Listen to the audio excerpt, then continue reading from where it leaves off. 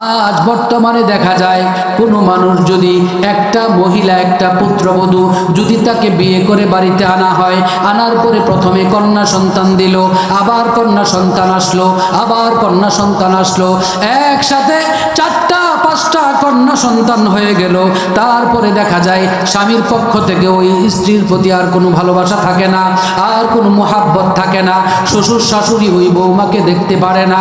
ওই বৌমাকে নিয়ে বলে, তুমি আমার বাড়িতে একটা পুত্র সন্তান জন্ম দিতে পারো নাই, শুধু কন্যা সন্তান জন্ম দিয়েছ, তোমার মধ্যে কোনো ভাগ্য নাই, তুমি এই বংশের একটা বাতি জ্বালাইতে পারো নাই।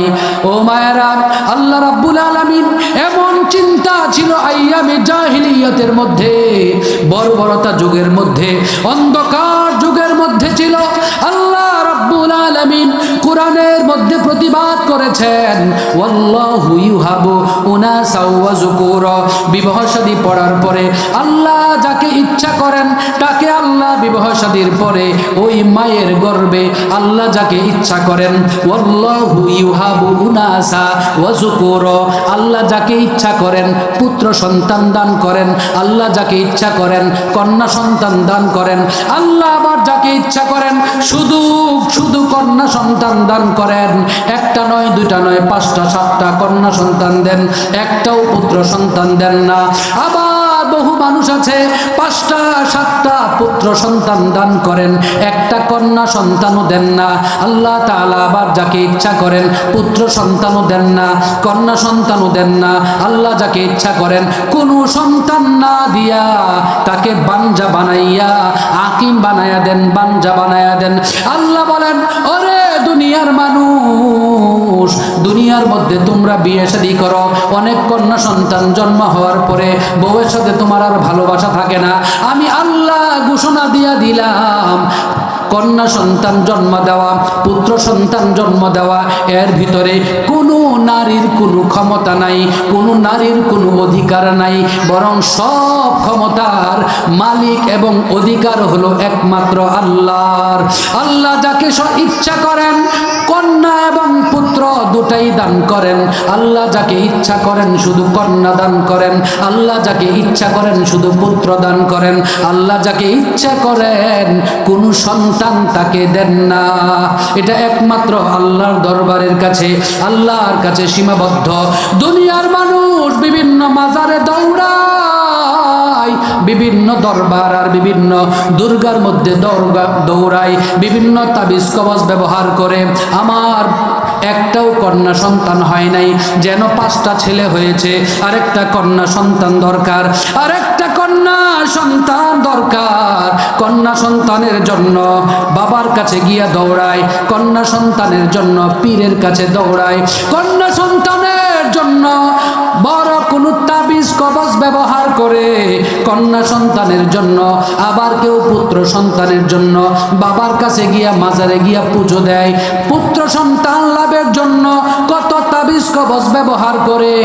ও মা, আল্লাহর কসম একবার, আল্লাহর কসম 2 বার, আল্লাহর কসম 3 বার, পুত্র সন্তান আর কন্যা সন্তান দেওয়ার মালিক দুনিয়ার কোনো মানুষ না, একমাত্র একজনের হাতে নিয়ন্ত্রিত।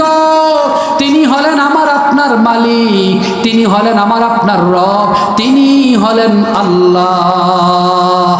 আল্লাহ যাকে ইচ্ছা করেন সন্তান দেন, কোনো মায়ের কোনো ইচ্ছা নাই পুত্র সন্তান জন্ম দেওয়ার। সুতরাং কোনো মায়ের কাছে বারবার কন্যা সন্তান জন্ম দেওয়ার পরে কোনো মার কাছে গিয়ে যদি তার সাথে ভালোবাসা কমে যায়, এটা হলো আপনার ইমানের দুর্বলতা। আপনার ইমান হলো থাকতে হবে একমাত্র আল্লাহর কাছে নিয়ন্ত্রিত। 1 নাম্বার অধিকার হলো আল মারআতু বিনতুন। হাদিস শরীফের মধ্যে আছে, উকবা ইবনে আমির আল জুহানি রাদিয়াল্লাহু আনহু থেকে বর্ণিত, মান লাহু সালাসু বানাতিন ওয়া সালাসু ইখওয়াতিন ওয়া সাকাহুন্না ওয়া কিসওয়াতুহুন্না মিন জাদ্দিহিন্না ফালাহুল জান্নাহ। যার জন্য 3টা মেয়ে থাকবে, 3টা বোন থাকবে, তাদের সাথে যদি সদাচরণ করবে জান্নাত দিবেন আল্লাহ। 2 নাম্বার হলো মেয়েদের অধিকার, আল মারআতু যাওজাতুন।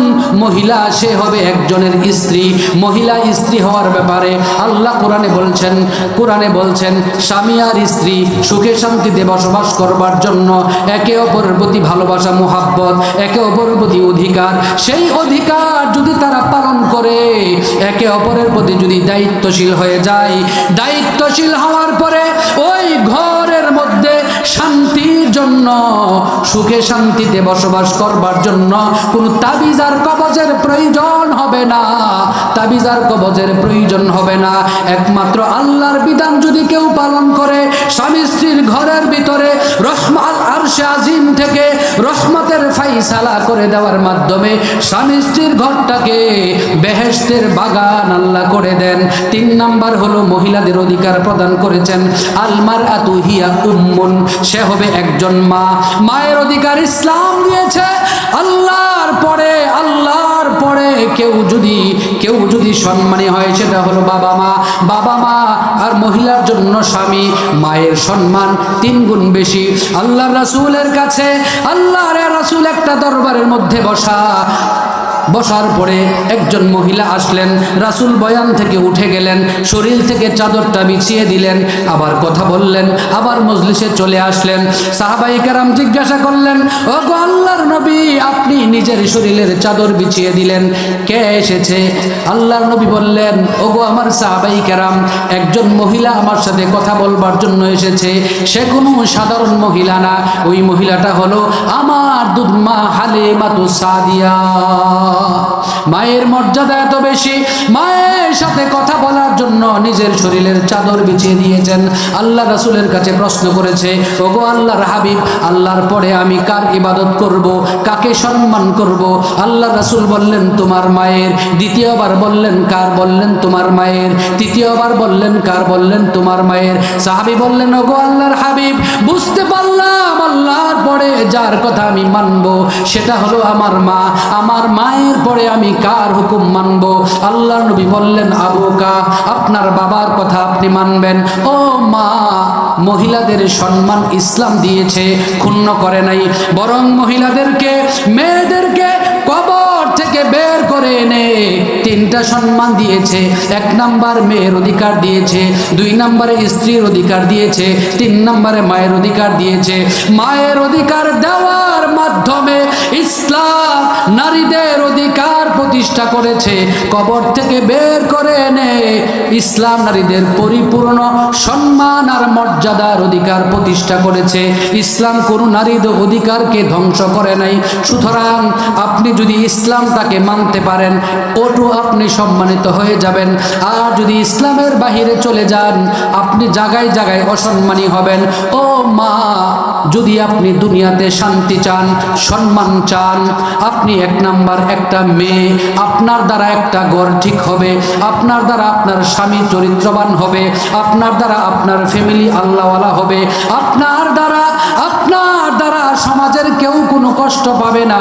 আপনি যেদিন চোখটা বন্ধ হয়ে যাবে, আপনার স্বামী আপনার কবরের পাশে দাঁড়াইয়া যদি স্ত্রীর কথা মনে করে, আমার স্ত্রী আমাকে কত ভালোবাসতো, কত মোহাব্বত করত, স্ত্রী যদি স্বামী যদি মনে মনে দোয়া করে, সেই স্ত্রীর জন্য আল্লাহর নবী বলেন জান্নাত ওয়াজিব হয়ে যায়। মা, আপনি আপনার উপরে আপনার সন্তান অসন্তুষ্ট থাকবে কেন? আপনার স্বামী অসন্তুষ্ট থাকবে কেন? আপনার শ্বশুর শাশুড়ি অসন্তুষ্ট থাকবে কেন? পাড়াপড়শি আপনার কথার চিল্লানির কারণে কষ্ট পাবে কেন? আপনি তো সেই মহিলা, যেই মহিলার ঘর থেকে আল্লাহ তার ওলিদেরকে জন্ম দিয়েছেন, যার পেট থেকে আল্লাহ তার নবীদেরকে জন্ম দিয়েছেন। আপনার ভাষাটা আরো লাজুক হবে, আপনার মাথায় কাপড় থাকবে, আপনার শরীরে কাপড় থাকবে, আপনি আরো ভদ্র হবেন। যেদিন আপনার চোখটা বন্ধ হয়ে যাবে, আপনার প্রতিবেশী আপনার জন্য কানবে আর দোয়া করবে। এমন কেন হবেন? আপনি মরার পরে প্রতিবেশীরা বলবে যে এই জঞ্জাল নিয়ে মরছে তো ভালো হয়েছে। এটা কেন বলবে? কেউ যদি, কোনো মহিলা মারা যাবার পরে মানুষ যদি বলে যে এটা মরছে তো ভালো হয়েছে, তার এই মহিলা যে জাহান্নামী, আর কোনো সন্দেহ নাই। আর কোনো মা, কোনো মহিলা, কোনো মেয়ে ইন্তেকালের পরে তার স্বামী, তার ছেলে, তার শ্বশুর শাশুড়ি, তার প্রতিবেশী ভাইয়েরা যদি তার জন্য চোখের পানি ফেলাইয়া কাঁদে যে এমন একটা ভালো মানুষ আমাদের থেকে বিদায় নিয়ে গেল, তার জান্নাতে যাওয়ার জন্য আর কোনো বাধা থাকবে না। সুতরাং আসুন আমরা আমাদের ছোট্ট জীবনটাকে ইসলামের আলোকে, আমাদের দৈনন্দিন জীবনকে সুন্দরভাবে সাজিয়ে সাফল্যমণ্ডিত করে গড়ে তুলবার আল্লাহ তাআলা তৌফিক দান করুক। সকলে পড়ি আমিন। ওয়া আখিরি দাওয়ানা আনিল হামদুলিল্লাহি রাব্বিল আলামিন।